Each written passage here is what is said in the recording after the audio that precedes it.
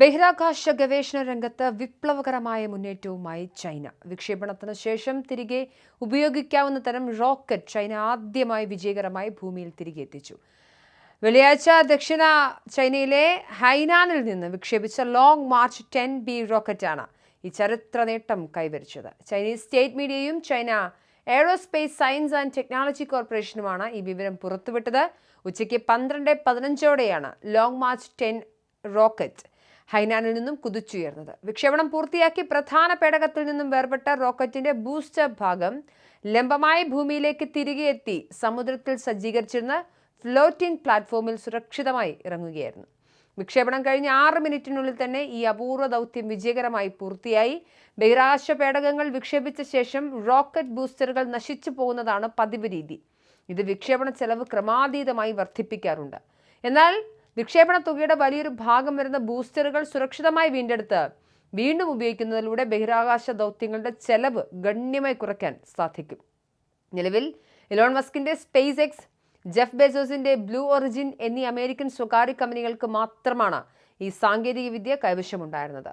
2015 space എക്സിന്റെ falcon 9 റോക്കറ്റാണ് ഈ നേട്ടം ആദ്യം കൈവരിച്ചത്. എന്നാൽ ചൈനയുടെ പുതിയ കുതിച്ചുചാട്ടം ഈ രംഗത്തെ അമേരിക്കൻ ആധിപത്യത്തിന് കടുത്ത വെല്ലുവിളിയാകുമെന്നുറപ്പാണ്.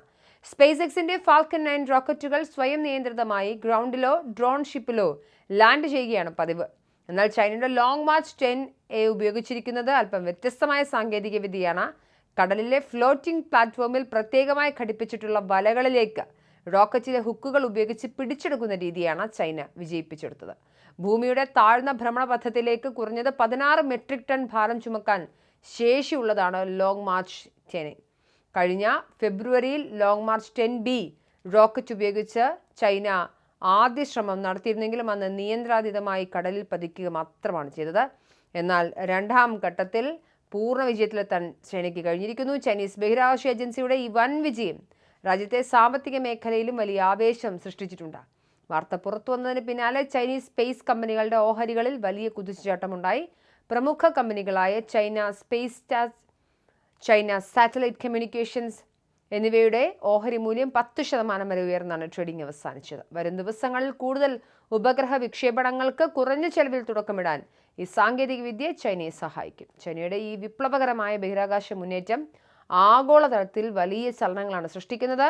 കാലങ്ങളായി ഇലോൺ മസ്കിന്റെ സ്പേസ് എക്സ് അടക്കി വാണ്ടുന്ന പുനരുപയോഗ റോക്കറ്റ് സാങ്കേതികവിദ്യയിലേക്ക് ചൈനയും ചുവടുവെച്ചതോടെ വരും നാളുകളിൽ കടുത്ത മത്സരത്തിനാണ് ബഹിരാകാശ രംഗം സാക്ഷ്യം വഹിക്കാൻ പോകുന്നത്. കുറഞ്ഞ ചെലവിൽ കൂടുതൽ ഉപഗ്രഹങ്ങൾ വിക്ഷേപിക്കാനുള്ള ചൈനയുടെ ഈ പുതിയ ശേഷി അവരുടെ സാമ്പത്തിക ശാസ്ത്രീയ മേധാവിത്വത്തിന് ആക്കം കൂട്ടും. ആദ്യ പരാജയത്തിൽ നിന്നും പാഠം ഉൾക്കൊണ്ട് കടലിലെ തങ്ങളുടെ തനത് സാങ്കേതികവിദ്യയിലൂടെ ചൈന കൈവരിച്ച ഈ വൻ വിജയം വരും തലമുറയിലെ ബഹിരാകാശ യുദ്ധത്തിൽ തങ്ങളെ തോൽപ്പിക്കാൻ ആർക്കും കഴിയില്ലെന്ന ചൈനീസ് ഏജൻസിയുടെ വ്യക്തമായ പ്രഖ്യാപനം കൂടിയാണ്.